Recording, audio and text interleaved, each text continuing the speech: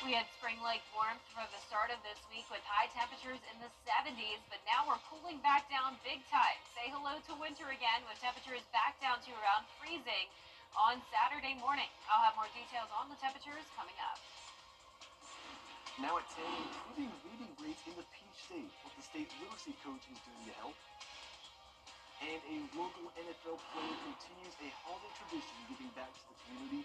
We'll tell you all about it as your news at 10 starts now. Live from Television Park, this is WJBF News Channel 6 at 10 on MeTV. Good evening, everyone. I'm Graham Lee. Thank you so much for joining us for your news at 10. Coverage you can count on begins with Georgia's new literacy coach touring the state to help students become better learners. The story from our Atlanta Bureau Chief, Archit Seshadri. New data shows more than a third of Georgia's third graders are reading below grade level. That's why the Georgia Council on Literacy is creating a new plan to help children develop an early interest in reading, especially between the ages of kindergarten through third grade. The Literacy Council is put in place by Senate Bill 211 to implement helping literacy improvement across the state of Georgia. So along with the Early Literacy Act, the Literacy Council is there to make recommendations and to research what improvements can be done to ensure that every child becomes a reader and that our teachers are prepared and our communities are supported for literacy. The Georgia Council on Literacy is sponsoring the Georgia Reads program, where communities and cities across Georgia can apply for a $25,000 stipend to improve literacy in their communities, and then they'll take those best practices and share that with other communities here in the Peach State. The council hopes to get more funds from state lawmakers next year to hire extra literacy coaches to train more teachers. Well, one really important piece that we have implemented right now is all of our K through 3 teachers are screening their students. And what screening means is that they're really looking at how are the students performing when it comes to reading and what areas do they need support in. So our teachers have all been trained, not just in the right education of how to teach reading, but also in looking at their student data and really being able to zero in and support students that need help. The council will review things like curriculum and teaching strategies to improve Georgia's rates, also helping low-income families, minority families, and students with dyslexia. Reporting in Atlanta, Archit Seshadri, Atlanta Bureau Chief. Well, after the largest power outage in state history, Duke Energy is telling the South Carolina Public Service Commission just what they did about it. Reps for the electric company spoke on topics ranging from their customers to how many crew members they had on the ground helping post-storm. The VP of Zone Operations says 99.5% of customers lost power on the first day of the storm, and a spokesperson for the company says it's been quite a learning curve. You can get behind the scenes and show and tell from real life experiences, the experiences of those in the room who are on the ground making these restoration efforts, managing crews and managing the logistics. It just makes it more real and makes it more understandable to the people who regulate the utility. He also says storms like these teach the company lessons about what works and what doesn't work so they can improve next time. It is time now for our first check of the weather. For that, we turn to our chief meteorologist, Jenna Petracci. Jenna. Well, Graham, it's a chilly night, but still above average when it comes to our temperatures. Right now, you're taking a look at our Terry Lambert Hyundai Skyview Cam in Swainsboro. They actually had a good amount of sunshine today, while the rest of the CSRA was pretty cloudy. This morning, we started out at 47 degrees. That puts us 10 degrees above average. And our high today was pretty much right in line with our average of 61. Our temperatures right now are in the upper 40s through low 50s. Actually, 56, though, in Millen, and upper 50s there in Sylvania. But notice 10 degrees cooler in McCormick at 48. Gibson at 51, 47 in Wrightsville, 48 in Lincolnton, and 51 in Edgefield. The temperatures are cooler than they were 24 hours ago by up to 16 degrees in Sandersville and Wrightsville. So definitely seeing those cooler temperatures slowly but surely settle in. Dew points are also falling into the mid to upper 40s in some places, so dry and cold air is taking over. Along with a northeast wind, 5 miles per hour in Aiken and Waynesboro, 8 in Barnwell. And as for our satellite and radar, we are still seeing some cloud cover across the region. And zooming out here, this is the system that came through yesterday, bringing us the fog and the storms in the evening. Now we're watching this polar front. This is going to be bringing in some very cold air behind it, and that'll be passing us tomorrow afternoon. But in the meantime, tomorrow morning, we will have mostly cloudy skies, staying dry, mid to upper 40s, 50 degrees by 9 a.m. And you'll really notice the cool air as we head into Saturday. 31 is your low, then highs only into the upper 40s on Sunday, lows falling into the 20s. I'll have a look at your 10-day forecast, including Christmas Day, coming up. Back to you, Graham. All right, Jenna, thank you. With less than a week until Christmas, a local NFL player is giving back to those who live in the place he calls home. Isabella Moody has the story. The Deontay Smith Foundation and Good Shepherd Baptist Church are holding their annual Christmas celebration, donating holiday gifts to needy families in the community. He has financially supported that effort this year and last year, and with that effort, we are really growing the number of families that we are serving. This is the second year the foundation has given to the church for this celebration.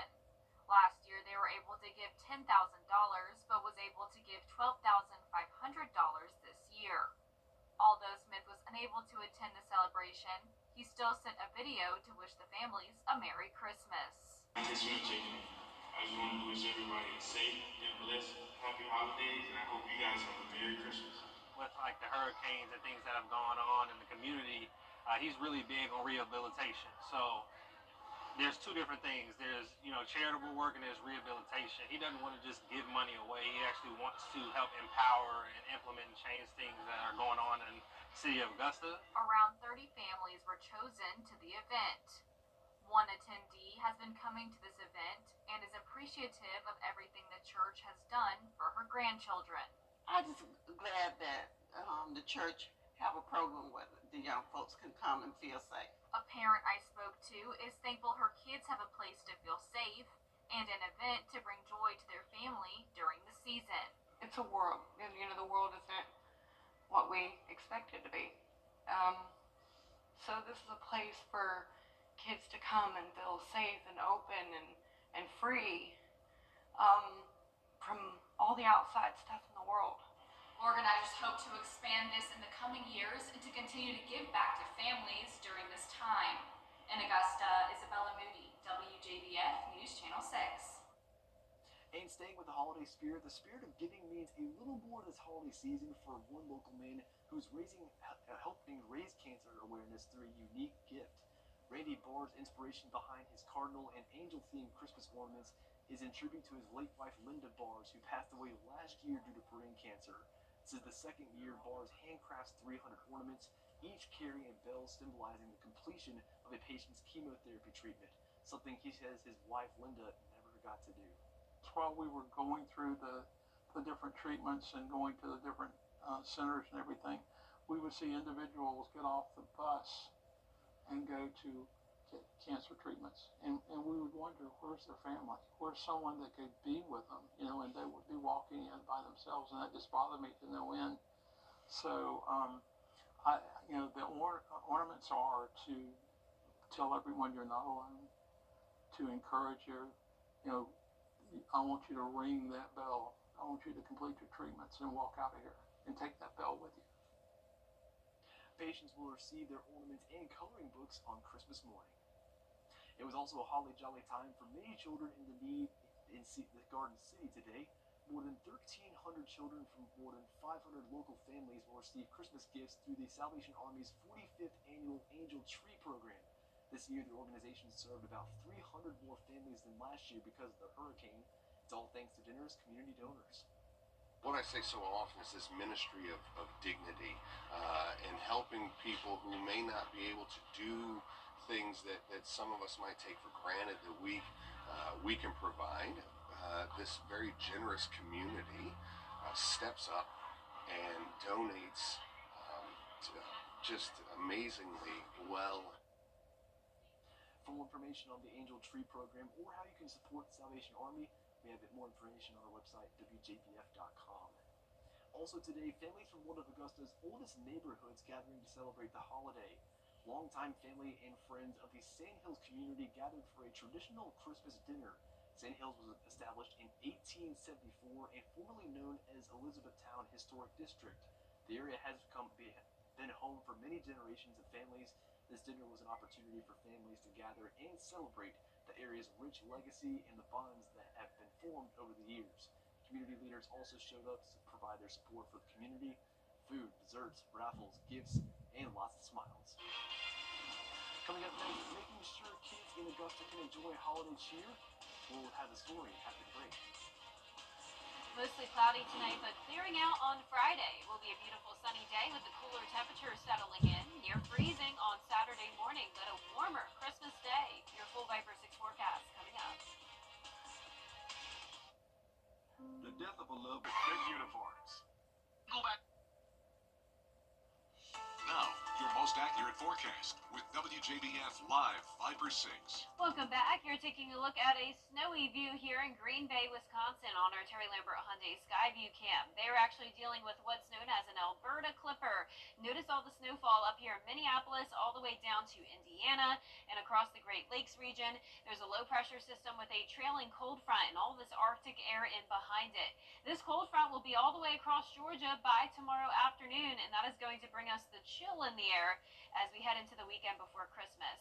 Our temperatures now are in the mid-40s in some places, mid-50s in other spots. 46 in Sparta, 46 in Washington. Waynesboro, you're 10 degrees cooler at 56, 51 in Aiken, and 55 in Barnwell. Tomorrow morning in Augusta will be at 46 by the 7 o'clock hour, still mostly cloudy, but we will see the skies clear as we head throughout the rest of your morning and afternoon. 60 degrees by the 2 o'clock hour.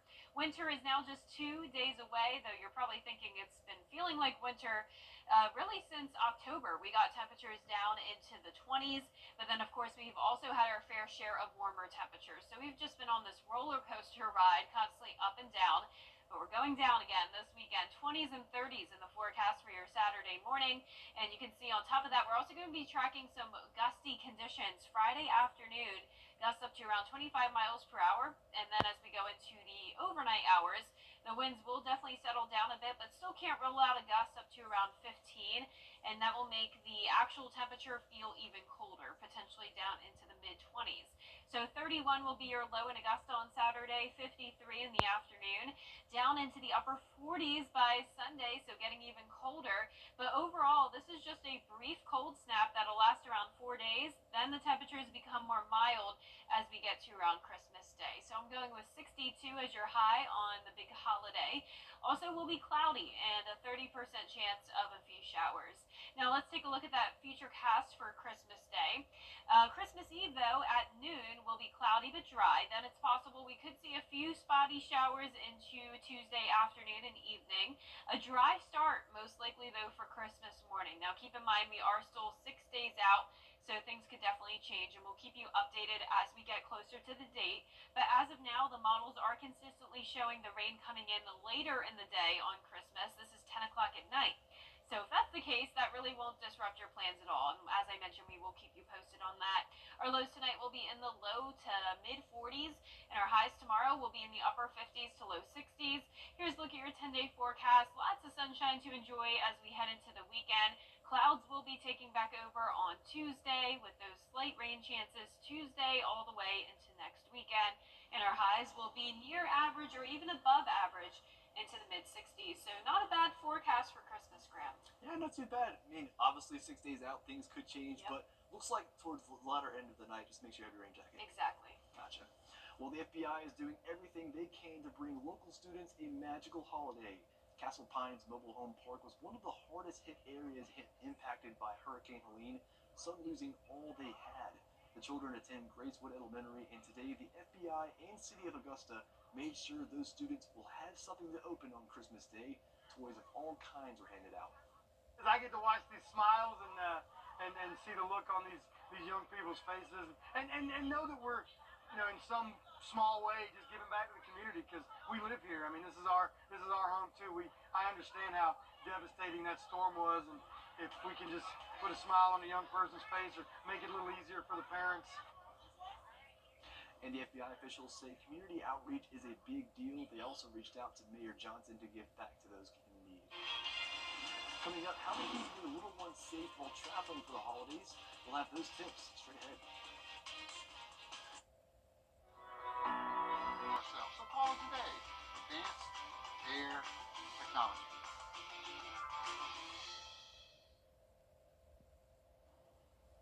Families across the nation are preparing to hit the road for this holiday weekend, but officials say it can be one of the most dangerous times to be on the road. Julia Keener has tips on how to keep you and your children safe. Penny Shaw, the program director for Safe Kids of the Piedmont, tells us crashes are a leading cause of death for children over a year old. With more people on the roads, it's crucial for parents to plan ahead. She says now is the time parents should make sure car seats are installed correctly. 1 in 5 car seats are usually buckled in properly, so you're talking about 4 out of 5 are incorrect when they're buckled into their car seats. And until I was a car seat technician, my car seats weren't in properly. She says something that seems simple can be the difference between life and death. Most people think they do it right, but once you have a car seat technician take a look at it and educate you on the proper way to install it, you're just amazed at how did my child live this long. Shaw says parents should also prepare emergency kits and pack activities so children are occupied and parents can stay alert. I would say both parents need to stay awake. I know you want to nap if it's a long traveling journey, but please both parents stay awake and stay alert. Make sure that your children are buckled up properly and that they stay buckled the entire ride, because many times they will unbuckle while you're not paying attention. But not all activities may be best suited for a road trip. What we want to make sure that you're doing, though, is nothing that can be a projectile. So everything loose in the vehicle that's not in a seat back or put down, strapped down like a child is considered a projectile. So in the event of a collision, they're going to roam around the vehicle and possibly injure a child. So that's why we recommend light objects like books, coloring books. The same goes for all the presents you may want to stack in the trunk. She says make sure they are compact and out of the driver's view. In Spartanburg, Julia Keener. Experts also recommend families make sure their home is safe when they're away by unplugging all Christmas decorations and having someone water their live trees. Coming up, the Georgia Southern Eagles playing in the New Orleans Bowl against Sam Houston. Stick around for game highlights in sports. The Giving Your Best Award salutes volunteers in the CSRA for going above and beyond in our community. All the Giving Your Best partners congratulate our latest winner, Shelby Cochran. She's using her cooking skills to bless others in need through her Meals of Love ministry. Shelby's helping individuals and the community by showing kindness to others. Giving Your Best is brought to you by Science Co., Piedmont Augusta, Security Federal Bank, and News Channel 6. I'm Austin Jackson, and for me, keeping it local really matters. Like when you're hungry, it's tough to beat a great meal at your favorite local spot. Well, if you've been injured, keeping it local matters even more. You need a law firm with experience in our area's courtrooms and a track record you can trust. The CSRA has always been my home. People know my law firm for work in the community as well as for our life-changing results. That's local experience you can count on. If you've been injured, call Austin Jackson, the Augusta guy, 706-724-7224. Is your bathroom... Season of new tradition sales events at Evans Kia, evanskia.com.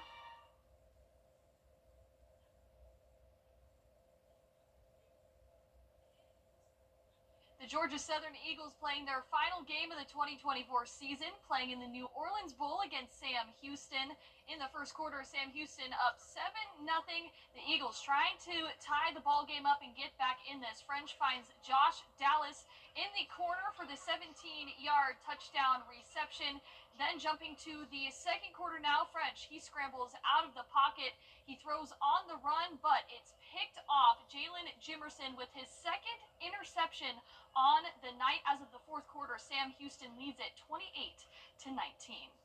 And the end of the football regular season means new changes to the South Carolina coaching staff. Head coach Shane Beamer announcing that Mike Shula, the new offensive coordinator and quarterbacks coach. Prior to the 2024 season, Shula was the senior offensive assistant coach. He helped Lenora Sellers earn the SEC Freshman of the Year award, and he begins a 3-year contract that'll take him to the end of the 2027 season. I feel extremely motivated now, number one, to help our offense and help this football team finish the season the way we want to finish it. It's going to be a big challenge against Illinois.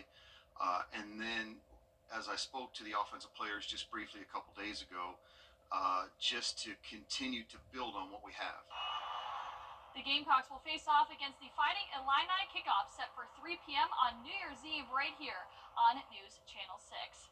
And the second-ranked South Carolina women's basketball team, they faced off against Charleston Southern this afternoon at the Colonial Life Arena, seeking their 64th straight win at home. Joyce Edwards led the way with 20 points and a perfect 8 for 8 from the charity stripe in their 82-46 victory. The Gamecocks shook off a tough start offensively in the first quarter, but they outscored Charleston Southern by double digits in each of the next 3 periods. The Gamecocks improved to 11-1 on the season, and they will get the next 10 days off from competition. I'm happy that we got over a really hard non-conference season with two non-conference games left to play, and looking forward to our conference, because it is, we play Wofford after the break, but looking forward to our conference because it's going to be another challenging opportunity for us to get better. The Gamecocks have one more non-conference game remaining until they gear up for SEC play. That'll do it for sports. We'll be back. Outerwear makes the limited. And last but not least, a discovery is something dating back thousands of years. And the discovery came during some simple yard work. Rhiannon and Allie has the story. This was one of the first teeth that was sticking out. Yep. So he recognized just that it was sticking out of the ground.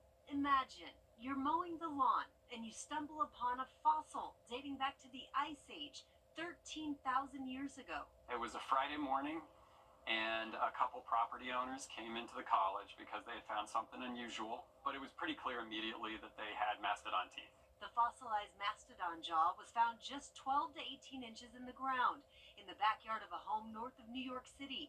The bone fragments now being preserved at the New York State Museum. This is a piece of the toe that we found, and it was next to the jaw. We found these molars and then most of the jaw here. A lot of the part up in here had crumbled and was in fragments, but most of this bottom lower part into the chin was still intact. Dozens of other mastodon fossils have been unearthed in that same area in Orange County, New York. WABC's Darla Miles visited the local community college. The bones that were found would have correlated to a mastodon this size, about 8 or 9 feet tall, weighing 3 tons. This one is at SUNY Orange in Middletown. It was found in 1972. In this case, the bones were found at the edge of a wetland where, come spring, researchers will be back to see what else might be out there. Rhiannon Alley, ABC News, New York.